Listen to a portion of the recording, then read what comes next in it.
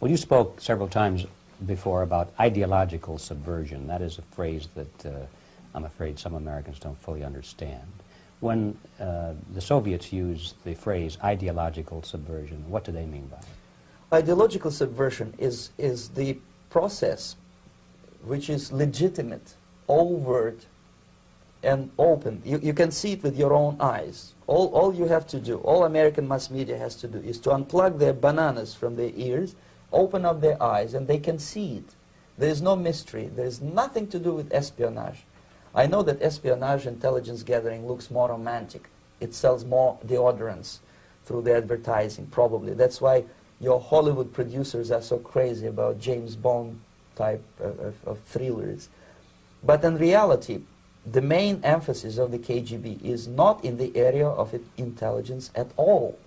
According to my opinion and opinion of many defectors of my caliber, only about 15% of time, money, and manpower is spent on espionage as such. The other 85% is a slow process which we call either ideological subversion or active measures, активные мероприятия in the language of the KGB, or psychological warfare.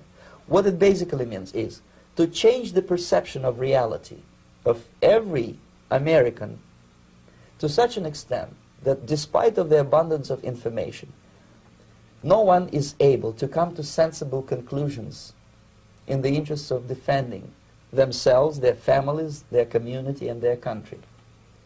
It's a great brainwashing process which goes very slow, and it's divided in 4 basic stages. The first one being demoralization. It takes from 15 to 20 years to demoralize a nation. Why that many years? Because this is the minimum number of years which requires to educate one generation of students in the country of your enemy, exposed to the ideology of the enemy. In other words, Marxism-Leninism ideology is being pumped into the soft heads of at least 3 generations of American students without being challenged or counterbalanced by the basic values of Americanism, American patriotism. The result you can see. Most of the people who graduated in the 60s, dropouts or half-baked intellectuals, are now occupying the positions of power in the government, civil service, business, mass media, educational system. You are stuck with them. You cannot get rid of them. They are contaminated. They are programmed to think and react to certain stimuli in a certain pattern. You cannot change their mind, even if you expose them to authentic information, even if you prove that white is white and black is black. You still cannot change the basic perception and the logic of behavior. In other words, these people, the process of demoralization is complete and irreversible. To get rid society of these people, you need another 20 or 15 years to educate a new generation of patriotically minded and common sense people who would be acting in favor and in the interests of the United States society. And yet these people who've been programmed and, as you say, in place, and Yes. who are favorable to an opening with the Soviet concept, these are the very people who would be marked for extermination in this country? Most of them, yes. Simply because the psychological shock when they will see in future what the beautiful society of equality and social justice means in practice, obviously they will revolt. They will be very unhappy, frustrated people. And the Marxist-Leninist regime does not tolerate these people. Obviously they will join the links of dissenters, dissidents. Unlike in present United States, there will be no place for dissent in future Marxist-Leninist America. Here you can get popular like Daniel Ellsberg and filthy rich like Jane Fonda for being dissident, for criticizing your Pentagon. In future, these people will be simply squashed like cockroaches. Nobody is going to pay them nothing for their beautiful, noble ideas of equality. This they don't understand, and it will be greatest shock for them, of course. The demoralization process in the United States is basically completed already. For the last 25 years, Actually, it's overfulfilled, because demoralization now reaches such areas where previously not even Comrade Andropov and all his experts would even dream of such a tremendous success.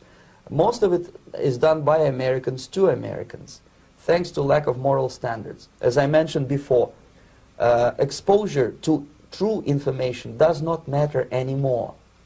A person who was demoralized is unable to assess true information. The facts tell nothing to him.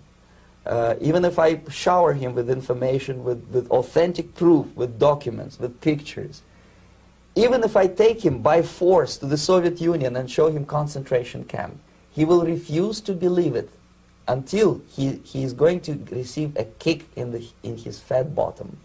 When a military boot crashes his, then he will understand, but not before that. That's the tragic of the situation of demoralization. So basically America is stuck with demoralization, and unless, even if you start right now, here, this minute, you start educating new generation of Americans, it will still take you 15 to 20 years to turn the tide of ideological perception of reality back to normalcy and patriotism. The next stage is destabilization. This time, subverter does not care about your ideas and the patterns of your consumption. Whether you eat junk food and get fat and flabby, it doesn't matter anymore. This time, and it takes only from 2 to 5 years to destabilize a nation, what matters is essentials: economy, foreign relations, defense systems. And you can see it quite clearly that in some areas, in such sensitive areas as defense and economy, the influence of Marxist-Leninist ideas in the United States is absolutely fantastic. I could never believe it 14 years ago when I landed in this part of the world, that the process will go that fast. The next stage, of course, is crisis. It may take only up to 6 weeks to bring a country to the verge of crisis. You can see it in Central America now. And after crisis, with a violent change of power, structure, and economy, you have so-called the period of normalization. It may last indefinitely. Normalization is a cynical expression borrowed from Soviet propaganda. When the Soviet tanks moved into Czechoslovakia in '68, Comrade Brezhnev said, "Now the situation in brotherly Czechoslovakia is normalized."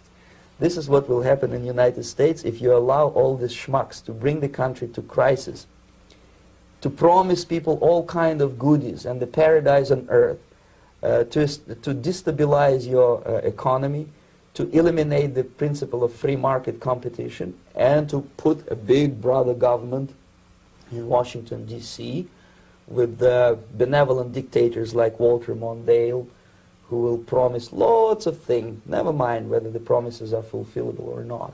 He will go to Moscow to kiss the bottoms of new generation of Soviet assassins.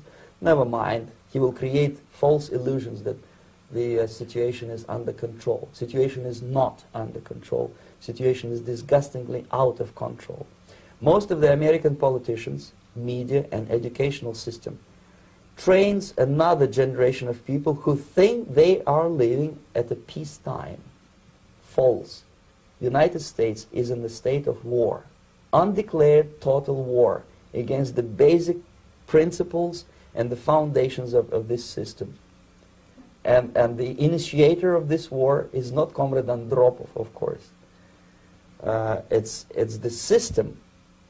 However ridiculous it may sound, the world communist system or the world communist conspiracy, whether I scare some people or not, I don't give a hoot. If you are not scared by now, nothing can scare you. But you don't have to be paranoid about it. What actually happens now, that unlike myself, you have literally several years to live on unless the United States wake up. The time bomb is ticking. With every second, the disaster is coming closer and closer. Unlike myself, you will have nowhere to defect to, unless you want to live in Antarctica with penguins. This is it. This is the last country of freedom and possibility. Okay, so what do we do? What is your recommendation to the American people? Well, the immediate thing that comes to my mind is, of course, There must be a very strong national effort to educate people in the spirit of real patriotism, number one. Number two, to explain them the real danger of socialist, communist, whatever, welfare state, big brother government.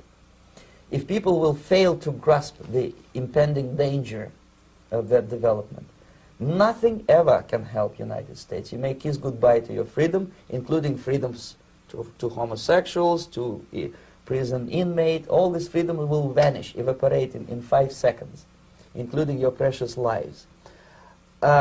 The second thing, the moment at least part of United States population is convinced that the danger is real, they have to force their government. And I'm not talking about sending letters, signing petitions, and all this beautiful, noble activity. I'm talking about forcing United States government to stop aiding communism. Because there is no other problem more burning and urgent than to stop the Soviet military-industrial complex from destroying whatever is left of the free world. And it is very easy to do. No credits, no technology, no money, no political or diplomatic recognition, and of course no such idiocy as grain deals to USSR. The Soviet people, 270 millions of Soviets, will be eternally thankful to you if you stop aiding a bunch of murderers who sit now in Kremlin and whom President Reagan respectfully calls government. They do not govern anything, least of all such complexity as the Soviet economy. So basic, two very simple, maybe too simplistic answers or solutions, but nevertheless they are the only solutions. Educate yourself, understand what's going on around you. You are not living at the time of peace. You are in a state of war, and you have precious little time to save yourself. You don't have much time, especially if you are talking about young generation. There's not much time left for convulsions to the beautiful disco music. Very soon it will go, just overnight. If we are talking about capitalists or wealthy businessmen, I think they are selling the rope on which they will hang very soon. If they don't stop, if they cannot curb their unsettled desire for profit, and if they keep on trading with the monster of the Soviet communism, they are going to hang very soon. And they will pray to be killed, but unfortunately they will be sent to Alaska probably to manage industry of slaves. It's simplistic. I know it sounds unpleasant. I know Americans don't like to listen to things which are unpleasant. But I have defected not to tell you the stories about such idiocy as microfilm, James Bond type espionage. This is garbage. You don't need any espionage anymore. I have come to talk about survival. It's a question of survival of this system. You may ask me, what is it in for me? Survival, obviously, because unlike, as I said, I am now in your boat. If we sing together, we'll sing beautifully together. There is no other place on this planet to defect to.